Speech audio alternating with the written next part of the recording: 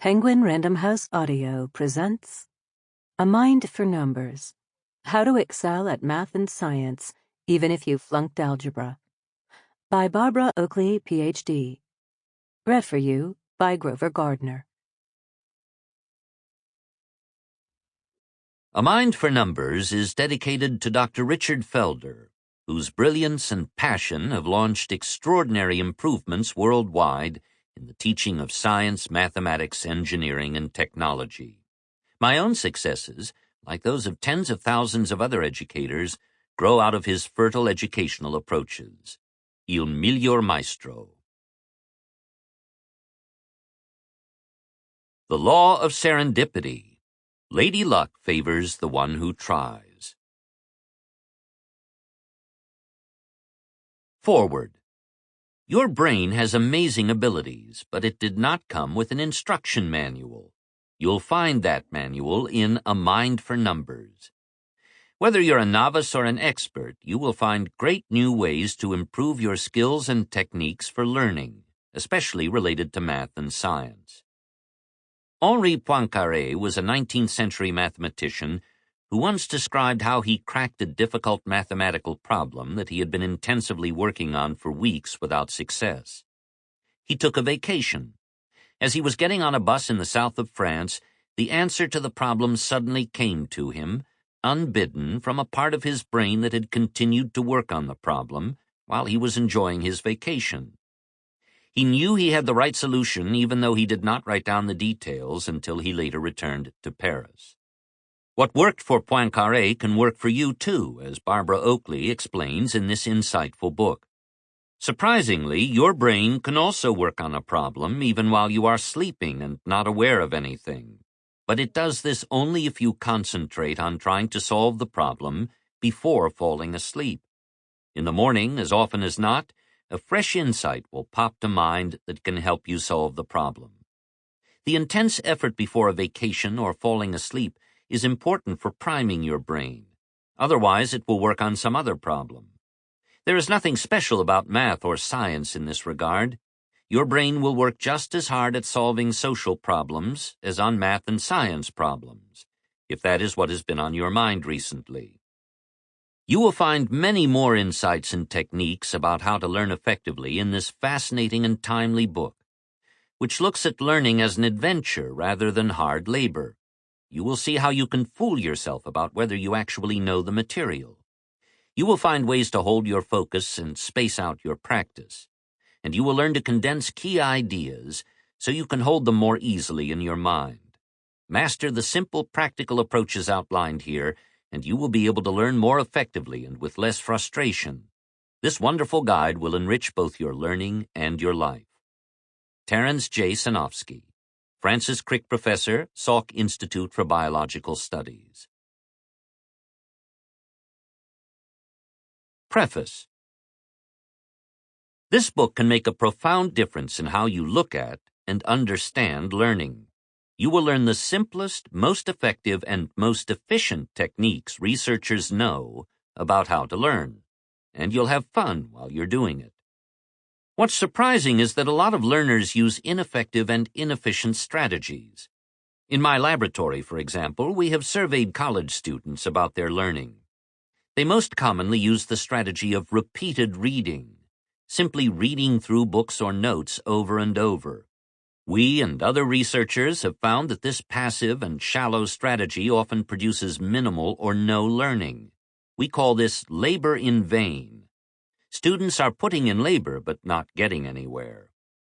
We don't engage in passive rereading because we are dumb or lazy.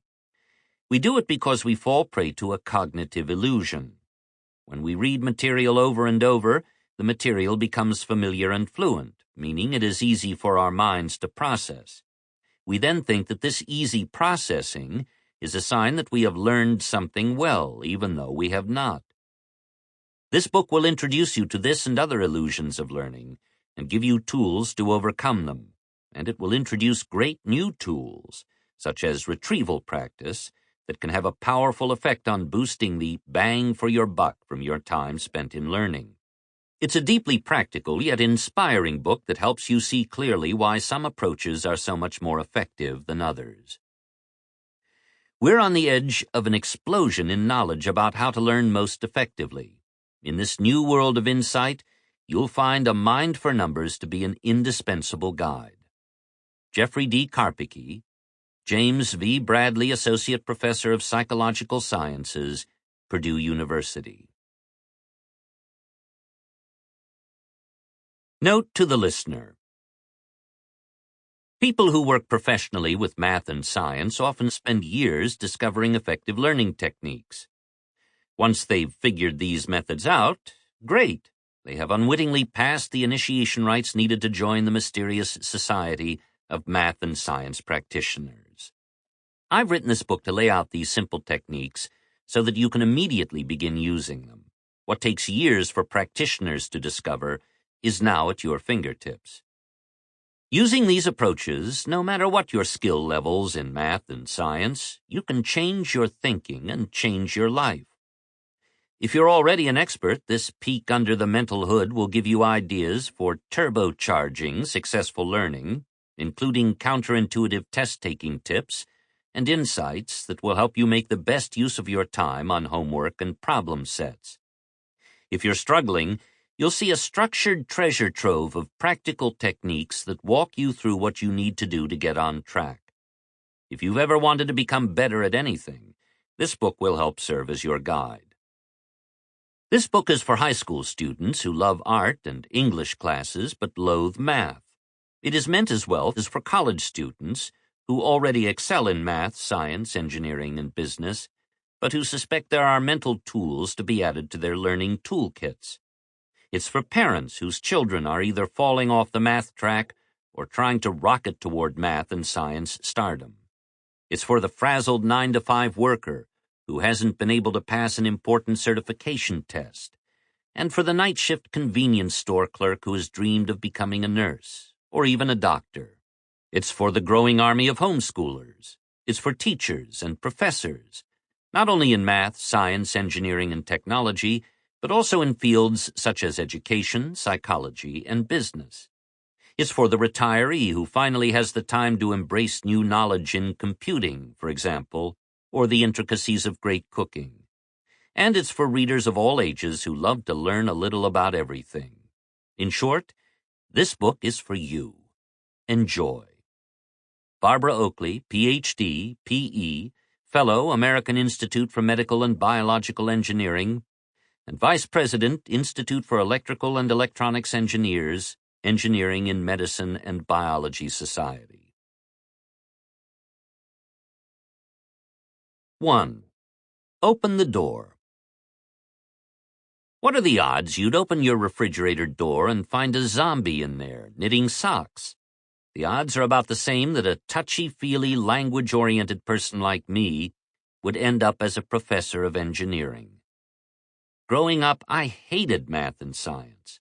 I flunked my way through high school math and science courses and only started studying trigonometry, remedial trigonometry, when I was 26 years old. As a youngster, even the simple concept of reading a clock face didn't seem to make sense to me. Why should the little hand point toward the hour?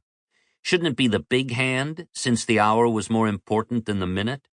Did the clock read 10:10 or 1:50? I was perpetually confused. Worse than my problems with clocks was the television. In those days before the remote control, I didn't even know which button turned the television on. I watched a show only in the company of my brother or sister. They not only could turn the TV on, but could also tune the channel to the program we wanted to watch. Nice. All I could conclude, looking at my technical ineptitude and flunking grades in math and science, was that I wasn't very smart, at least not that way. I didn't realize it then, but my self-portrait as being technically, scientifically, and mathematically incapable was shaping my life. At the root of it all was my problem with mathematics. I had come to think of numbers and equations as akin to one of life's deadly diseases, to be avoided at all costs. I didn't realize then that there were simple mental tricks that could have brought math into focus for me.